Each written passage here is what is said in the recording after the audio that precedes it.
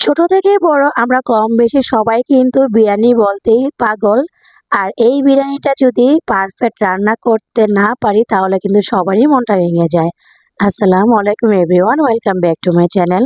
আজকের পর্বে আপনাদের সাথে আমি পারফেক্ট একটা কাচ্চি বিরিয়ানি রেসিপি শেয়ার করব। একদম ঝরঝরা আর খুবই পারফেক্ট একটা রেসিপি। চলুন তাহলে শুরু করি। প্রথমে আমি যে হাঁড়িতে কাচ্চিটা বসাবো এখানে নিয়ে নিয়েছি রেগুলার সাইজের থেকে একটু বড় সাইজের গরু মাংস। এখানে হাড় চর্বি সহকারে নিয়েছি 2 কেজি পরিমাণ।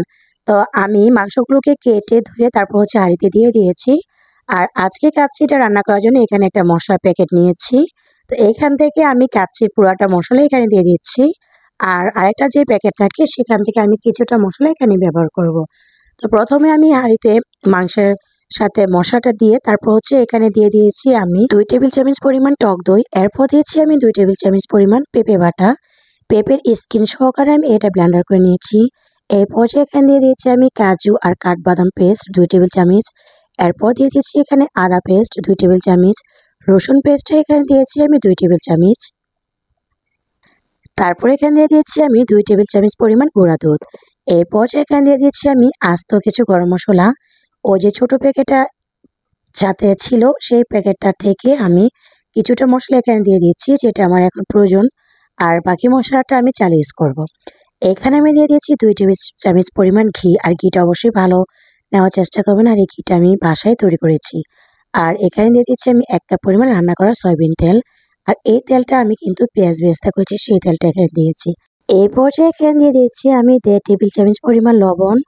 আর দিয়ে দিয়েছি 1.5 টেবিল চামচ পরিমাণ সয়া সস। লবণটা অবশ্যই বুঝে দিবেন। আর এখন আমি হাতের সাহায্যে সবগুলো উপকরণ মাখিয়ে নিচ্ছি। এইভাবে করে কিন্তু রেস্টুরেন্টের বড় বড় বাবুর্চিরা কাচ্চি বিরিয়ানি রান্না করে অনেক বেশি মজা হয়ে থাকে। আচ্ছা, এখানে মাংসটা আমি মেরিনেট করতে রেখে দিয়েছি। চলে গেলাম আমরা রাইসটা সিদ্ধ করার জন্য। এইখানে একটা হাঁড়িতে আমি গরম পানি বসিয়ে দিয়েছিলাম। পানিটা যখন হালকা একটু বলক চলে আসছে এই পর্যায়ে এখানে দিয়ে দিচ্ছি আমি 1 চা চামচ সয়াবিন তেল আর 2 চা চামচ লবণ। আর এখানে দিয়ে দিয়েছি আমি একটা লেবুর 4 ভাগের 1 ভাগ চিপের রস। এই লেবুর রসটা দিলে আর তেলটা দিলে রাইসটা একদমই ঝরঝরা হয়। এইভাবে করে আমি সম্পূর্ণ পানিটা একটু অপেক্ষা করে বলক তুলে নেব। আর এদিকে কিন্তু আমি যে প্যাকেটের মশলাটা ছিল বাকি সেখান থেকে এইখানে আমি সেই মশলাটা দিয়ে দিচ্ছি। এই মশলাটার মধ্যে ছিল আপনার শাহি জিরা, কাবাব চিনি, এই মশলাগুলো এখানে ছিল। ওগুলো দিয়ে চালটা এখানে দিয়ে নিয়েছি। আর এখানে আমি নিয়ে নিয়েছি বাসমতি চাল 1 কেজি। আর 1 কেজি চালটা আমি এখানে পুরোটাই দিয়ে দিয়েছি।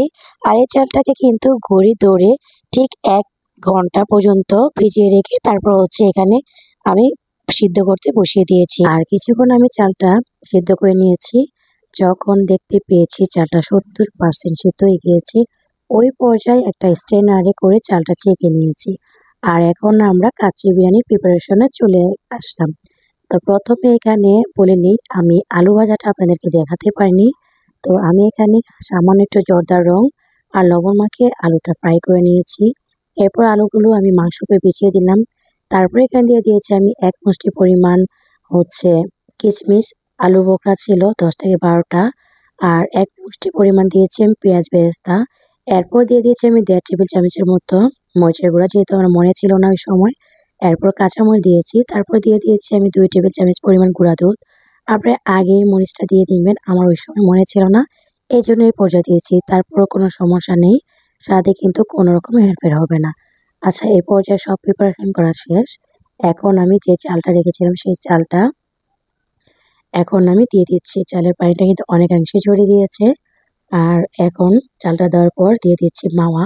এখানে আমি গুঁড়া দুধের সাথে একটু ঘি মিক্স করে মাওয়া তৈরি করে নিয়েছি। আর উপরে আমি একটু মাওয়া ছড়িয়ে দিচ্ছি। কাচ্চি বিরিয়ানির মাংসতে কিন্তু কোনো প্রকার আমি পানি অ্যাড করিনি, যেমনটা আপনারা ভিডিওতে দেখতে পেয়েছেন, কারণ এখানে কিন্তু কোনো প্রকার পানি দেওয়ার প্রয়োজন নেই।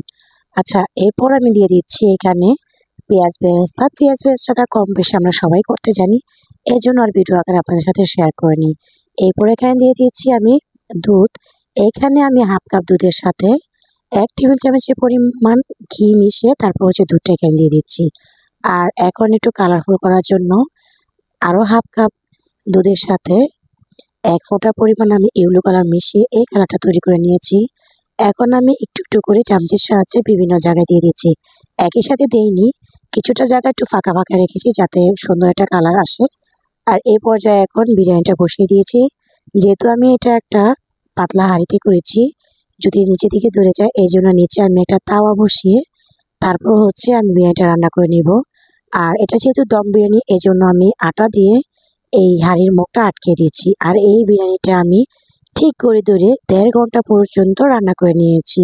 ১.৫ ঘন্টা পর বিরিয়ানিটা আমি খুলে নিচ্ছি। বিরিয়ানিটা এতটা পারফেক্ট আর এতটা ঝরঝর হয়েছে, রেস্টুরেন্টের স্বাদকেও কিন্তু হার মানাবে, এত বেশি পারফেক্ট ছিল। আমার আর বলার কিছুই নেই। আপনারা নিশ্চয়ই দেখেই বুঝতে পেরেছেন যে বিরিয়ানিটা দেখতে কতটা সুন্দর হয়েছে। আর আমি একটু টেস্ট করতেছিলাম যে রাইসটা সিদ্ধ হয়েছে কিনা। মাশাআল্লাহ, খুব সুন্দর যেমন কালার হয়েছে পারফেক্টলি, মাংস থেকে রাইস সবগুলো একদম সুন্দর হয়েছে, তুলার মতো মোলায়েম হয়েছে মাংসটা। এইভাবে করে এখন আপনারা যখন খুশি তখনই কিন্তু বাসায় কাচ্চি বিরিয়ানি রান্না করতে পারবেন।